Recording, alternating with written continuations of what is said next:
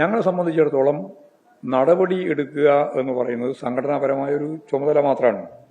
അവർ ജനപ്രതിനിധികളൊന്നുമല്ല, അവർ സാധാരണ രീതിയിലുള്ള പാർട്ടി പ്രവർത്തകരാണ്. അതിൽ പ്രധാനപ്പെട്ട പ്രവർത്തകർ എന്ന് പറഞ്ഞാൽ പത്മകുമാർ തന്നെയാണ്. പത്മകുമാറിന്റെ പേരിൽ നടപടി എടുക്കണമെങ്കിൽ രണ്ട് കാര്യം സംബന്ധിച്ച് വ്യക്തത വേണം. നിങ്ങൾക്ക് നല്ലതുപോലെ പറയാൻ, പ്രചരണം നടത്താൻ ഞങ്ങളൊരു നടപടി ഉണ്ടായാൽ സ്വർണ്ണക്കൊള്ളക്ക് പാർട്ടി നടപടി എന്ന ഹെഡിങ്ങാണ് നിങ്ങൾ ബാനറായിട്ട് വരിക. ഞങ്ങളത് ഉദ്ദേശിക്കുന്നില്ല. കാരണം എന്താ അറിയോ? രണ്ട് കാരണം കൊണ്ടാണ്. ഞാൻ പറയാം ഓരോന്നായിട്ട്.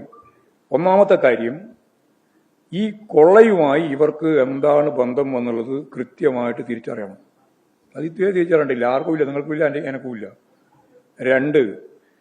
രണ്ടാമത്തെ കാര്യം, ഇത് കൊള്ളയുടെ ഭാഗമല്ല എങ്കിലും അതിൻ്റെ അകത്ത് നോട്ടക്കുറവുണ്ടായോ അല്ലെങ്കിൽ ഗൗരവക്കുറവുണ്ടായോ എന്നുള്ള കാര്യം രണ്ടാമതൊരു ഭാഗമുണ്ട്.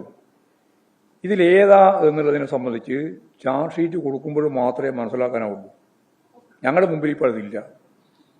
അത് കൊടുത്തു കഴിയുമ്പോൾ ഞങ്ങൾക്ക് വകതിരിവോടെ കൃത്യമായ നിലപാട് സ്വീകരിക്കാം. ആ നിലപാടേ പാർട്ടി സ്വീകരിക്കുള്ളൂ. ആര് എന്തെല്ലാം പറഞ്ഞിട്ടും ഈ തെരഞ്ഞെടുപ്പിന്റെ ഇടയിൽ ഞാൻ തന്നെ പത്രസമ്മേളനം നടത്തിയപ്പോൾ 4 പ്രാവശ്യം നിങ്ങൾ ഞാൻ പറഞ്ഞ കാര്യത്തെ സംബന്ധിച്ചിടത്തോളം പല രീതിയിൽ വ്യാഖ്യാനിച്ച് വിശദീകരിച്ചിട്ടുണ്ട്. ഞങ്ങൾ പറഞ്ഞത് അന്നോ ഇന്നും ഒന്നാണ്.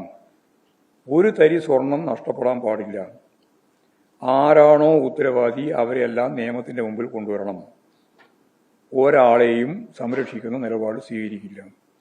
ഇതന്നും പറഞ്ഞത് ഇന്നും തന്നെയാണ് പറയുന്നത്. ഇനി ഇതിന്റെ ഭാഗമായിട്ട് ക്ലിയറായിട്ട് കാര്യങ്ങൾ വരുമ്പോൾ ഈ പറയുന്ന രണ്ട് കാര്യങ്ങൾ ഉൾപ്പെടെ ചേർത്ത് ഏതാണ് എന്ന് തിരിച്ചറിവോടെ ആവശ്യമായ സംഘടനാ നിലപാട് CPIM സ്വീകരിക്കും. അതിലാണ് വ്യക്തതയോടുകൂടി ഞാനിപ്പം പറയുന്നത്.